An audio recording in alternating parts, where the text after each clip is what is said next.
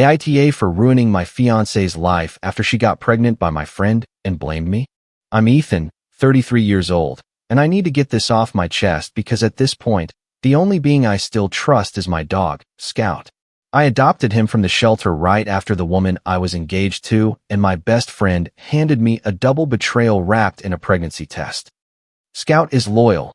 No lies, no pretending, no secret missions behind my back, just tail wags and genuine affection. But before I tell you how he became my number one, let me explain how I systematically dismantled the lives of the two people who thought they could destroy mine. I work in logistics at a distribution center. I've been there for about 8 years. The work is steady, but the hours can be brutal. I had been pulling double shifts and overtime for months to save up for this wedding that my fiancée, Chloe, who is 28, had been planning since our engagement. She hasn't worked since the pandemic, claiming she was focusing on her healing and that a job would distract from her wedding vision. Whatever, I loved her. So, I was grinding over 60 hours a week so she could have her dream venue and all that other expensive stuff. We lived in a decent apartment with 2 bedrooms and 1 bathroom in a building constructed in the 90s. The place had its issues. The dishwasher made this weird grinding noise. The upstairs neighbors seemed to practice tap dancing at 2 in the morning, and the maintenance guys took their sweet time fixing anything. But it was affordable, close to my job, and Chloe had decorated it with stuff from Target and HomeGoods to make it cozy. She was good at that kind of thing, I have to admit. Then summer arrived, and not just any summer. It was the worst heat wave I can remember. Day after day, it was over 100 degrees. Our AC unit was old, probably original to the building, and it had been making this concerning rattling noise for months. I'd meant to call maintenance, but between the overtime and Chloe's constant wedding planning, I put it off until it died completely. One minute it was blowing lukewarm air, the next, nothing. Just a sad little click in silence. Our apartment became an oven in a matter of hours. Sweat was practically dripping down the walls. It was so hot that our plants wilted and the chocolate bars in the pantry completely melted. Even opening all the windows didn't help because there was no breeze, just stagnant, hot air. Chloe was miserable. She took cold showers and lay on the kitchen floor because the tiles were slightly cooler. I wasn't doing much better. Coming home after a 12-hour shift in a warehouse with spotty AC to an apartment over 95 degrees was torture. I called maintenance immediately, but they were swamped with similar calls all over the complex. Sorry, man, the ACs are dropping like flies in this heat. We'll get to you as soon as we can, the guy on the phone told me. 2 days later, the HVAC tech finally showed up, took one look at our unit, and said, yeah, the compressor is completely shot. The parts will take at least 5 to 7 business days to get here. Great. That night, I was complaining to my buddy, Mark, who is 34, over text. I've known this guy since college. I always thought he was solid. We played in a local softball league together. He was my roommate our junior and senior years. He was the best man at my brother's wedding. He was that kind of friend. He usually hosted our fantasy football drafts, and we'd grab beers and wings to watch the games most Sundays during the season. Mark had done well for himself. He got into tech sales right out of college, married his girlfriend, Sarah, and bought a nice house in the suburbs. Sarah is a pediatric nurse, a super sweet woman who was always bringing homemade cookies to get-togethers and asking how everyone was doing. I always thought they had a great marriage, but I guess you never really know people, right? So I texted him about our AC nightmare, and he called me immediately. Bro, you guys have to stay at my place until it's fixed. I've got central air. The guest room is all ready. Sarah went to see her parents in Michigan for the week anyway. It's a family reunion. I was hesitant. I hate imposing on people. It makes me feel like a freeloader. Plus, Mark and I were close, but not stay at each other's house for a week close. Thanks, man, but we can probably find a cheap hotel or something. Dude, with this heat, every hotel in the city is booked solid with people in the same boat. Seriously, the guest room is empty. Sarah already made the bed before she left because her sister was supposed to come, but canceled. Everything is all set up. I was still hesitating, but when I mentioned it to Chloe, her face lit up. Mark's house with the pool and the big kitchen? Of course. It'll be fun, like a little vacation. Plus, you'll actually be able to sleep between your shifts instead of drowning in your own sweat. She was right. I was already exhausted from the overtime, and the idea of trying to sleep in 90-plus-degree heat for a week was miserable. The hotels were also ridiculously expensive with the heat wave. So we packed our bags and went to his place. Mark's house was nice. It was a 2-story home with a finished basement and the central AC blasting. It felt like paradise compared to our apartment. He showed us the guest room, which had a king-size bed and a private bathroom, all the comforts. "Make yourselves at home," Mark said as he showed us around. "The fridge is stocked. Help yourselves. The Wi-Fi password is on the fridge. Stay as long as you need." Looking back, I should have noticed how eager he was. There were signs, little details. The way he kept insisting that Sarah would be gone all week, how he had cleaned the house spotlessly before we arrived, the fresh sheets on the guest bed. But I was too tired, too trusting. The first few days were pretty normal. I left for work around 5 in the morning and got home around 8 or 9 at night. Chloe and Mark were usually in the living room watching a show or just talking. Nothing seemed suspicious. Mark would pick up takeout for them. Chloe helped keep the house clean. It seemed like a perfectly fine arrangement. Mark had this huge smart TV in the living room with every streaming service imaginable. Chloe was in heaven. At home, we just had basic cable and Netflix. She kept talking about all the shows she was catching up on. "Mark showed me this great show on HBO," she'd say.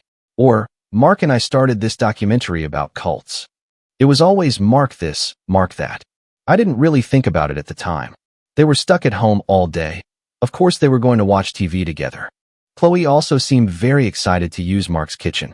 She had never really cooked much at our place. We mostly ordered takeout or made simple stuff like pasta. But suddenly, she was experimenting with all kinds of recipes. "Mark taught me how to make his mom's famous lasagna," she told me proudly one night. Again, I didn't think much of it. I was just glad they were getting along and she wasn't bored. But by the third day, I noticed something strange.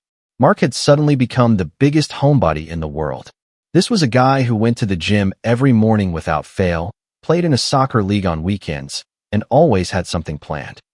His Instagram was a constant stream of posts from restaurants, bars, and golf courses. But now, he was working from home every single day. He never left the house, not even to get the mail. I thought it was weird, but I figured maybe he was just trying to be a good host, that he didn't want to leave Chloe alone in his house all day. It made sense at the time. No, there were other things too. Little details. The way Chloe was always freshly showered right when I got home. How Mark was sometimes awkward around me, overly friendly one minute, distant the next. How they had developed all these inside jokes after only a few days. I also noticed that Chloe dressed differently at Mark's.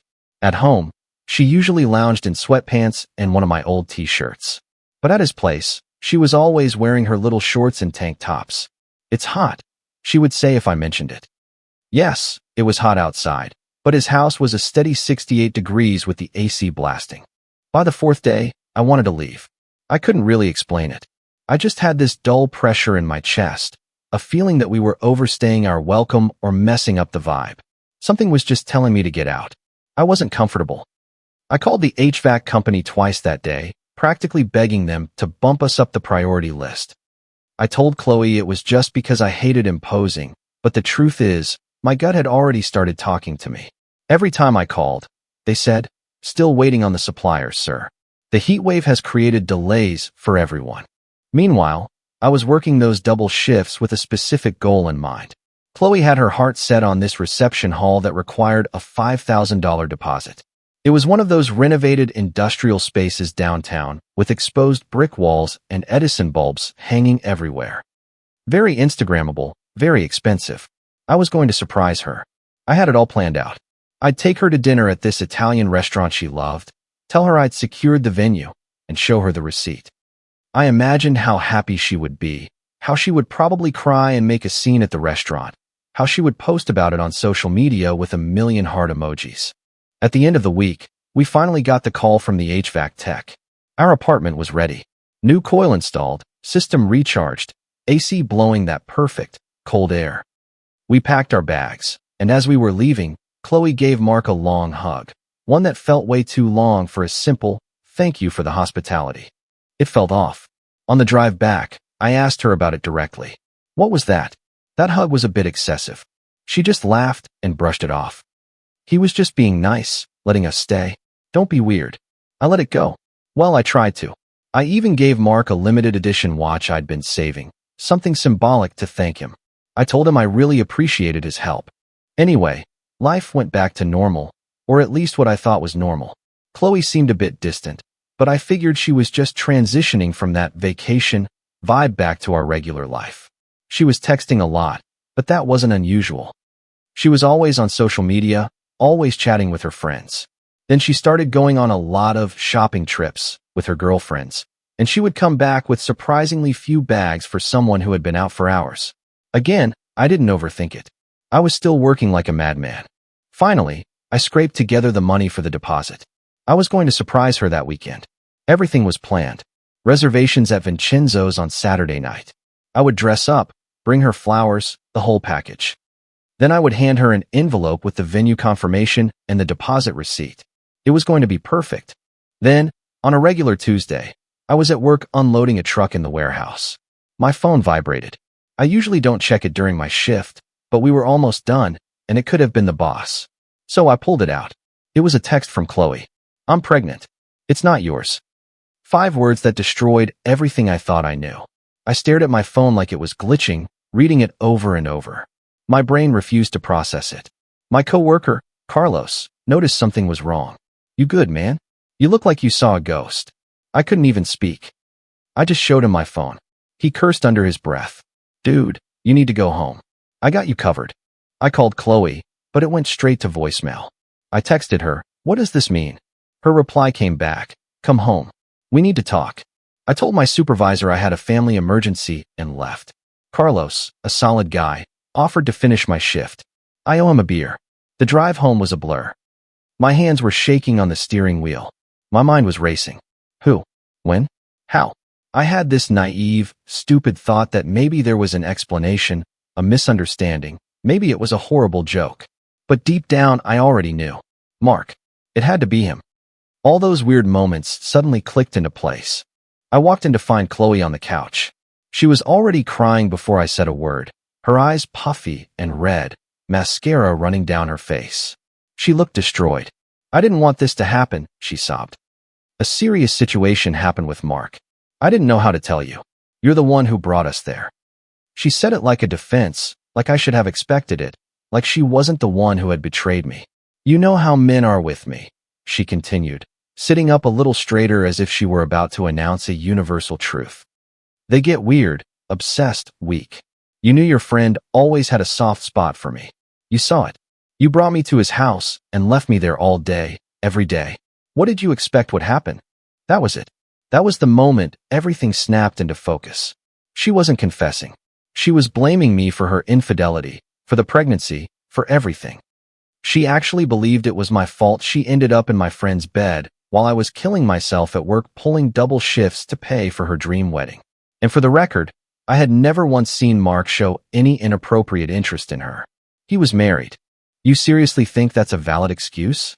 I said, my voice icy calm. That you're so dangerously irresistible that any man within a 100-yard radius turns into a drooling caveman? Who do you think you are? Her eyes didn't even blink. She believed every word of it. You practically set me up, she said, as if I had handed her a loaded weapon and dared her to use it. You knew how he looked at me. You just didn't want to admit it. I let out a short, cold, sharp laugh. Right? So staying faithful wasn't your job, it was mine. Got it. I should have scheduled your loyalty in between my double shifts. I stared at her for a moment, letting the weight of it all settle in. Then I asked, when? Because at that point, I didn't need excuses anymore. I needed the timeline. I needed to know how long the rot had been growing, how long I had been sleeping next to a stranger. It happened the second day we were there, she said, still crying. You were at work. He was being very pushy. I was scared. Something about her story didn't add up. If it had happened on the second day and she was already confirming a pregnancy, the timing was off. Way off. It takes at least a few weeks to know you're pregnant, and it had only been about 10 days since we got back from Mark's. So you're saying you already knew back then? I wasn't sure at the time. I just took a test today. Lies. An ocean of lies. I didn't say anything. I just watched her, watching her squirm, watching her sink deeper into her own deception. I'm going to ask you this once, I said, my voice strangely calm even to my own ears. Is Mark the only one? Her eyes widened. What? Yes. It was just that one time, I swear. More lies. I could feel it. But honestly, did it even matter anymore? Once, 10 times, whatever. She had been with my friend. She was pregnant with his baby, and she was trying to blame me for it. You're saying a serious incident occurred? I asked. That's a very serious accusation. She hesitated for a fraction of a second. He was being really aggressive, and I didn't want to upset him since we were staying at his house.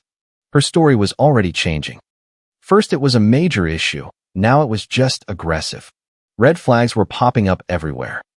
So you're telling me that my friend of over 10 years, who has never so much as gotten a speeding ticket, behaved inappropriately with you, and your reaction was to keep living in his house, watch TV with him every night, cook with him, and laugh with him? She buried her face in her hands. You don't understand? It's complicated. No, it's very simple, I said. You're lying. Her head snapped up.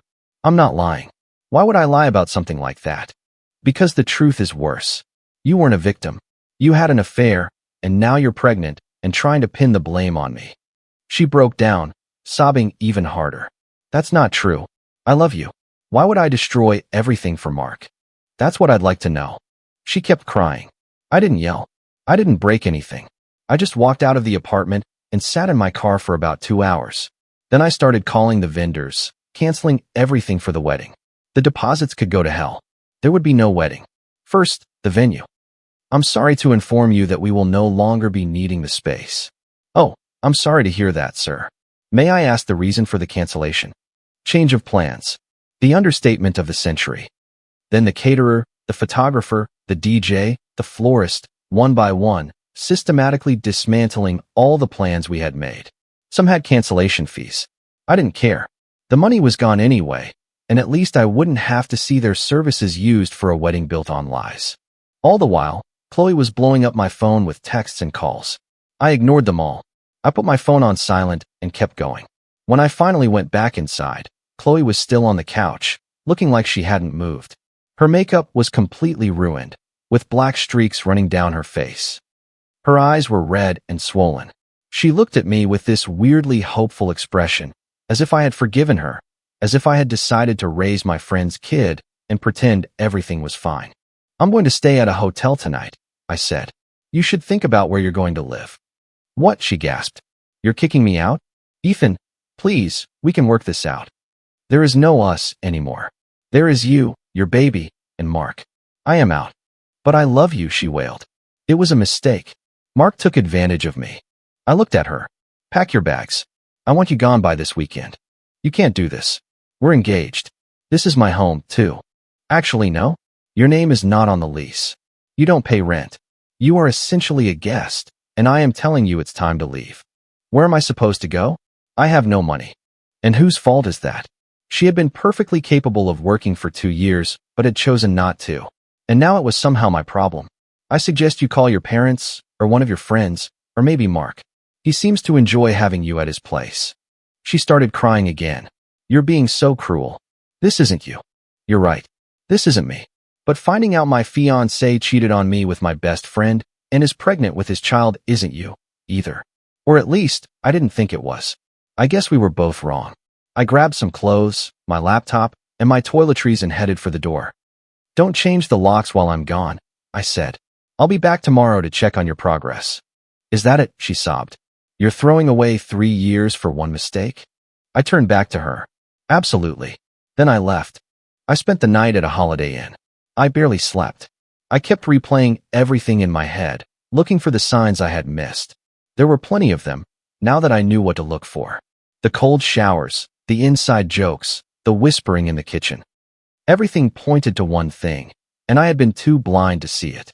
The next day, after a horrible night in that cheap hotel, I confronted Mark. I waited for him in my car across the street from his house. I saw him walk out, and I approached him. Calmly.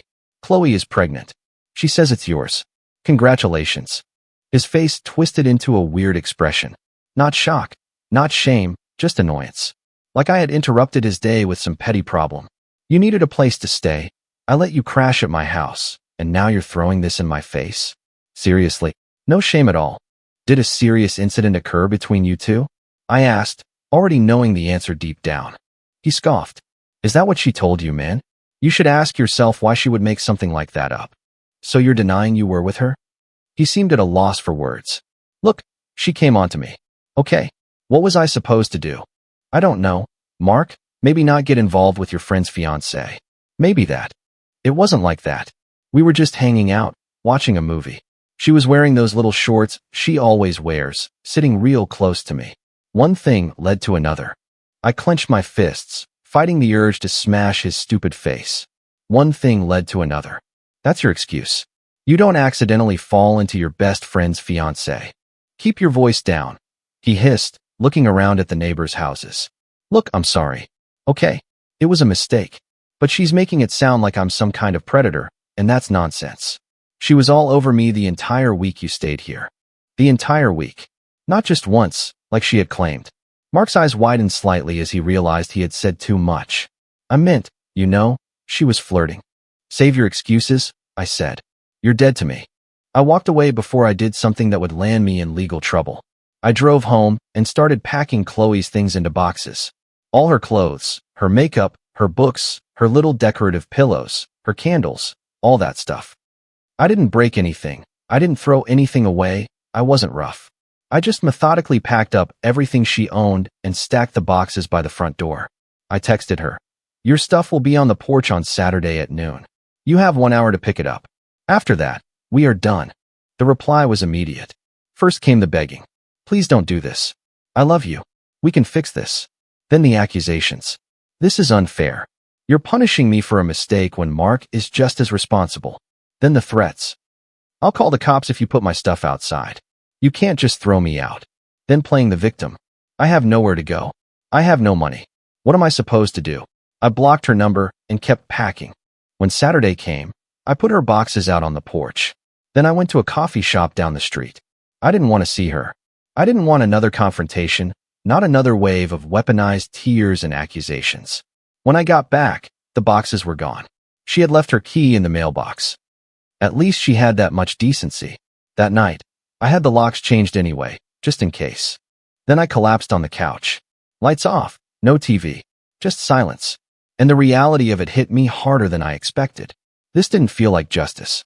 It felt like standing in the middle of ruins I hadn't caused, wondering where to even begin cleaning up. I kept replaying it all in my head. Every look, every joke, that hug. My head was spinning with questions. How could I have been so blind? How long had this been going on? And yes, I started blaming myself. Maybe if I hadn't accepted Mark's offer. Maybe if I had just toughed out the heat in that apartment. Maybe none of this would have happened. Then, exactly 1 week later, I got a call from Sarah, Mark's wife. I hadn't spoken to her since before all this went down. I found the messages, she said in a hollow voice. Screenshots, pictures. There was no incident. It was mutual. They had been texting since the third day you stayed here. My stomach tied itself in knots. Not because I was surprised, but because having my suspicions confirmed still hurt. Sarah continued. He was planning hookups, times when you would be at work. She was sending him pictures from your guest bathroom while you were asleep. I felt physically sick. I had to sit down. When did it actually start? Sarah's voice was empty. According to the texts, the second night you were there. After you fell asleep on the couch, Mark carried you to the guest room, and then. So while I was passed out from exhaustion, after working overtime to pay for our wedding, my fiancé was with my best friend in his house, probably laughing at how deeply I slept. How did you find out? I asked. He'd been acting weird since you guys stayed over. Distant, always on his phone. I just had a gut feeling. So I checked his iPad. All his messages were synced to it. That's where I found everything. I am so sorry, Ethan. None of this is your fault. You were betrayed just as much as I was. Then she added, I'm filing for divorce. I might also sue him for marital misconduct. I just thought you deserved to know the full truth. I thanked her. Then I hung up. That night, something shifted in me. The numbness faded, and a cold, calculated anger took its place. They had destroyed my life. My trust, my future. For what? Some cheap thrills? Well, they were both going to pay for it. I started by gathering information. Sarah was a gold mine, hurt, angry, and ready to help me expose Mark. She sent me all the screenshots, all their messages, all the pictures Chloe had sent him. It was disgusting but necessary. The texts were revealing, not just for the explicit content, but for the casual way they talked about cheating on me. Their inside jokes about how blind I was, how Chloe complained that I worked too much while simultaneously spending the money I earned. How Mark promised he would take care of her once they broke the news to me and Sarah. They had even planned to tell us after the wedding, to let me pay for the massive celebration, and then drop the bomb that she was leaving me for him. The pregnancy had just accelerated their timeline. Mark worked at a tech startup, a prestigious company that was very concerned with its public image. I knew his boss. I had met him at a company party. A nice guy, a family man, pretty conservative. I created a new, anonymous email address and carefully drafted a message to his boss. I attached the screenshots, specifically the ones where Mark bragged about his affair with his friend's fiancée. I made sure to only include texts sent during working hours, showing that he was claiming to work from home while actually planning hookups. I wrote, "I believe your company's values do not align with this type of behavior. I thought you should know the character of the man representing your organization." I hit send. Phase 1 was complete. Phase 2 was more direct. Thanks to Sarah, I knew Mark was hiding money in a secret bank account. He was planning to buy a vintage Porsche without telling her, things that would look very bad in divorce court. Sarah's lawyer was very interested in this information. I put them in touch. I provided everything I knew. That secret account became a centerpiece of their divorce proceedings. For Chloe, my approach was different. I didn't want to actively destroy her life. She was already doing a great job of that herself. I just wanted her gone from mine. But there was one loose end, our mutual friends. I knew she would spin lies, that she would say I abandoned her and kicked her out while she was pregnant. I couldn't let that happen. So, I created a private group chat with our 6 closest friends. No dramatic accusations, just facts. Hey everyone. I know Chloe has probably reached out to some of you. Before you only hear her side of the story, I want you to know what really happened. I explained everything. The messages, the timeline, the pregnancy, and her lies, which were confirmed by Sarah's discovery. I didn't ask them to pick a side. I didn't need to. The proof spoke for itself. Within days, I heard from friends that Chloe was complaining that everyone had abandoned her. Well, actions have consequences. But I wasn't done with Mark. Not by a long shot. 2 weeks after I sent that email to his boss, Sarah called me. Mark was put on probation at work, she said, with a hint of satisfaction in her voice. Something about inappropriate behavior and abusing the work-from-home policy. I pretended to be surprised. Really? What interesting timing. Yeah, he's freaking out. He thinks I had something to do with it. Meanwhile, Chloe's little plan had backfired spectacularly. Mark wanted nothing to do with her or the baby. He stopped answering her calls and blocked her everywhere. Apparently, he wasn't interested in playing daddy. What a shocker. I heard through our mutual friends that she was now desperately trying to backtrack, telling people that maybe the baby was mine after all. She was trying to get back in touch with me. Too little, too late. Mark's problems were just beginning. His probation meant he could no longer work from home. He had to be in the office from 9 to 5 every day under close supervision. His side hustle, a drop-shipping business he ran during work hours, was now impossible to maintain. I heard his income took a massive hit. Then the divorce happened.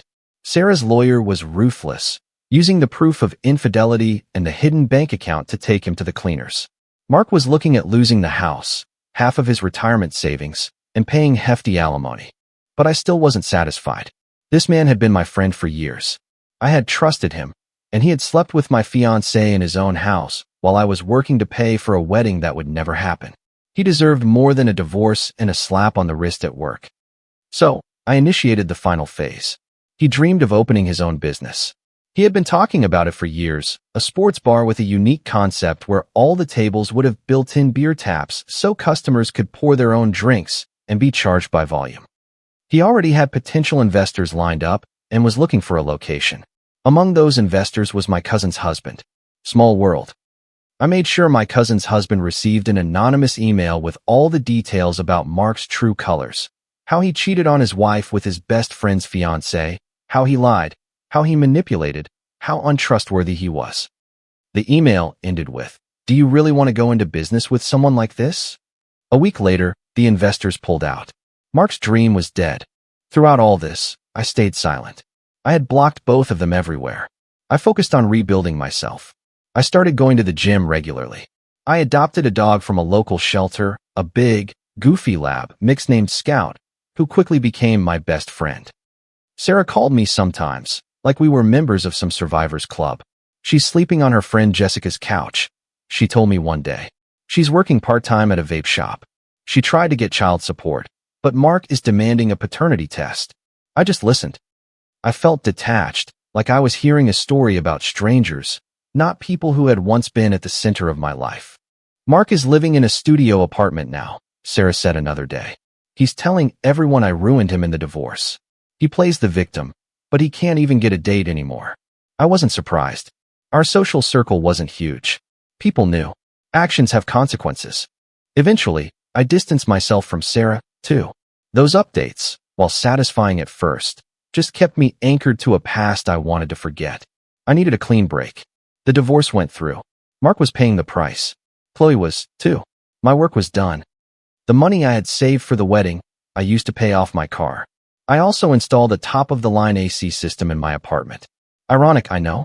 And I booked a solo trip to Iceland. I had always wanted to see the northern lights. I deserved a vacation. Scout turned out to be the best decision I had made in years. Loyal, affectionate, always happy to see me. No judgment, no lies, no betrayal, just a genuine, happy presence. We went on long hikes on the weekends. We explored new trails and camped under the stars, all the things I had always wanted to do, but Chloe never liked. Too many bugs, she used to say. Not enough bathrooms. 3 months after everything blew up, I ran into her at the grocery store. She was standing by the avocados, looking like one of them owed her money. She looked exhausted, wearing sweatpants and a messy bun, with dark circles under her eyes and a round belly she couldn't hide. She saw me, and her face lit up. "Ethan," she said, as if I were her savior. I didn't even slow down my cart. "I've been trying to reach you," she said, grabbing my arm. I didn't react. "I blocked you for a reason. It should have ended there." But she started begging. Mark had abandoned her. She had no one. She was sorry. She loved me. Then she tried one last lie. "Maybe the baby is yours." I laughed. "You told me it wasn't. And the timing makes that impossible." Her eyes filled with tears. "It was a mistake," she said. I replied coldly. "No, it was a choice. A series of choices." Then I walked away. I didn't even finish my grocery shopping. Later that night, a new number texted me. It was her, angry, writing in all caps. She blamed me for everything. She said I ruined Mark's career and turned our friends against her. And you know what? She was right. I did all of that on purpose. And I would do it again. Last I heard, Mark is unemployed and living in his parents' basement. Chloe moved back to her hometown. She works at a vape shop with a kid that Mark refuses to acknowledge. They destroyed their own lives. I just made sure everyone saw them do it. Now, I live in peace with Scout.